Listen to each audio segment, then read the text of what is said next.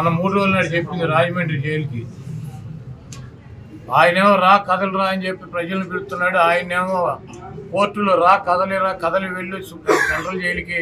ఈ నక్క జిత్తులు కన్ను పని చేయట్లేదు, కిడ్నీ పని చేయట్లేదు, గోడి ఓడిపోయింది, ఇటువంటి సొల్లు కబుర్లు చెప్పకుండా నువ్వు చెప్పి చేసినటువంటి 420 కార్యక్రమాలకి రా కదలరా అని చెప్పి రాజమండ్రి సెంట్రల్ జైలు దీనికి ఆహ్వానం పలుకుతాయని త్వరలో కూడా వెళ్తాడు.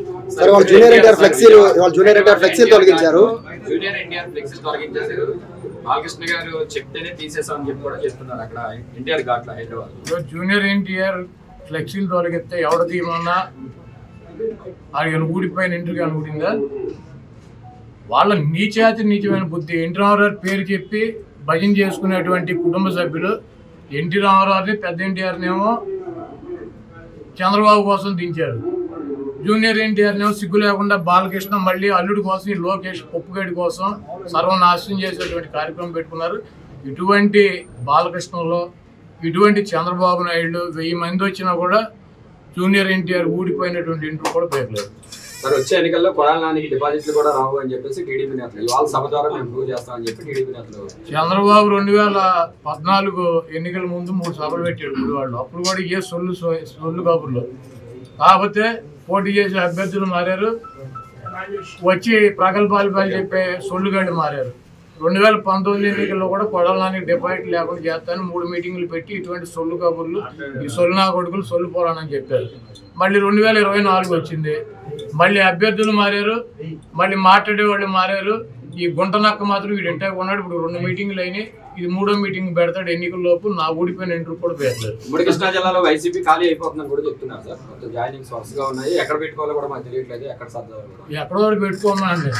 బాబు కొడుకులు 2 పుస్తకాలు పెట్టుకుంటారు కదా ఎర్ర బుక్కులు, అక్కడ పెట్టుకోమనండి. బాబు కొడుకులు ఎర్ర బుక్కునే చించి తోసుకోమని చెప్పారు. ఏమన్నా కూడా ఎక్కడో తోసుకోమని చెప్పారు. జన సమీకరణ రాకుండా పోలీసులు అడ్డుకుంటున్నారు అని చెప్తున్నారు. అసలు చంద్రబాబు గుడివాళ్ళు ఎవడొస్తాడు? కాదు, చంద్రబాబు గుడివాళ్ళు పట్టించుకున్నాడు. దొంగ 420 గడు అని తెలియదు మా గుడివాళ్ళలో. మాకు ఎన్టీ రామారావుని అంత మహోన్నతుడిని పార్టీ నుంచి తొలగించి ముఖ్యమంత్రి పదవి కొట్టేసి మా ప్రాంతం వాడిని సంకనాకి ఇచ్చేసినటువంటి వెధవీడు అని తెలియదు. వీడికి ఎవడొస్తాడు? చంద్రబాబు నాయుడికి జనం వస్తారా? అంటే 1,00,000 మందితో సభ పెడుతున్నామని టీడీపీ నాయకులు చెప్తున్నారు కదా సార్. మొన్న 2 లక్షలు అన్నారు, 1,00,000కి వచ్చారా?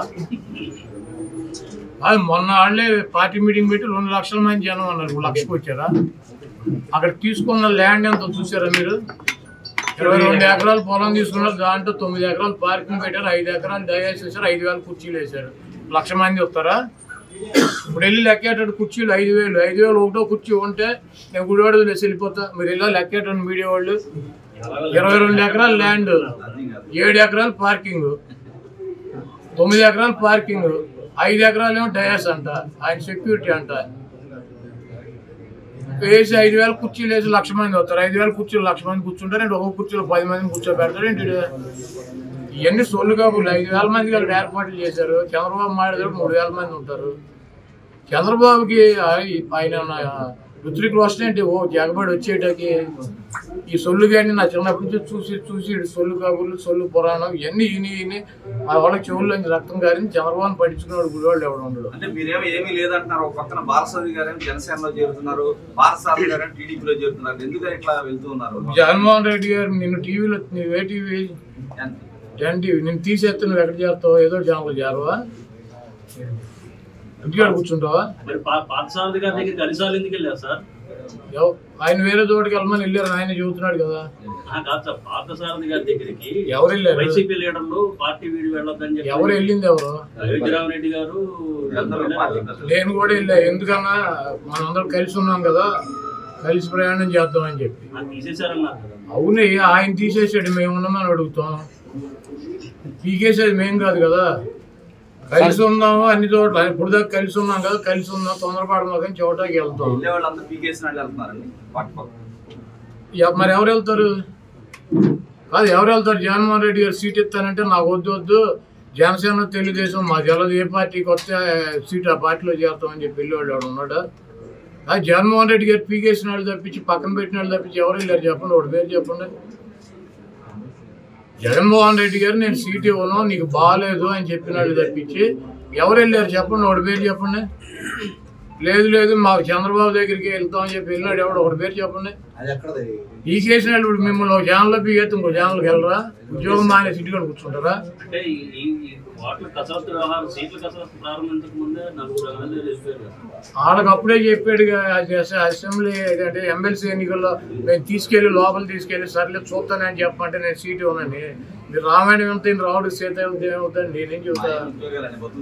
కాదు 4 ఏళ్ళు నలుగురికి అసెంబ్లీ జరుగుతూ ఉండగా ఓటేసే ముందు నలుగురిని తీసుకెళ్లి ముఖ్యమంత్రితో మాట్లాడించారా? మాట్లాడితే నేను సీట్ ఇవ్వలేను మీకు, మీరు గబ్బులే పలిగిపోయారని చెప్పాడా? వాళ్ళే బయటకు వచ్చి చెప్పారా నాకు సీట్ ఇవ్వను అన్నాడు, అందుకని చెప్పి మేము వేసామని చెప్పి. మళ్ళీ రామాయణం అంతే రావుడు సీత ఏమవుతుందంటే అప్పుడు నలుగురైనా ఎప్పుడు నలుగురైనా జగన్మోహన్ రెడ్డి గారు సీట్ ఇవ్వనంటే వెళ్ళిపోతారు. రాష్ట్రం అంతా గొప్పగా అభివృద్ధి జరుగుతుంటే ఆయా ప్రాంతాల్లో అభివృద్ధి జరగక ఆ ఎమ్మెల్యేలు తీసేస్తున్నారా? ఇప్పుడు మీ ఛానల్లో నిన్ను తీసేశారు అనుకో, అదే మీ ఛానల్ పనికిరాందని నిన్ను తీసేసినట్ట, లేదా మీ ఛానల్ సరిగ్గా వార్తలు వేయట్లేదని నిన్ను తీసేసినట్ట. ఉచిత పథకాలు నేను అడిగేదాన్ని సమాధానం చెప్పు. ఇప్పుడు నీ ఛానల్లో నిన్ను తీసేశారు నేను ఒక్కనే అంటే మీ ఛానల్ సరిగ్గా వార్తలు చూపించట్లేదని, మీ వార్తలు సరిగ్గా కవర్ చేయట్లేదని, మీ ఛానల్ పనికిరాందని నిన్ను తీసేసినట్ట. ఇప్పుడు బిహేవియర్ ఉంటుంది, ఒక ఎమ్మెల్యే అయినా ఒక ప్రజాప్రతినిధి అయినా బిహేవియర్ ఉంటుంది. లేకపోతే సామాజిక సమీకరణాల్లో అక్కడ ఉన్నటువంటి సామాజిక సమీకరణలో మిగిలినటువంటి వాళ్ళకి అవకాశం వచ్చినటువంటి పరిస్థితి ఉంటుంది.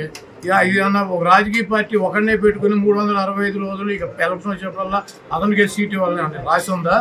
తెలుగుదేశం చంద్రబాబు నాయుడు అడిగెత్తాడు, ఇప్పుడు నలుగురిని మార్చాడు నా మీద. ఇప్పుడు వెళ్ళి అడగండి.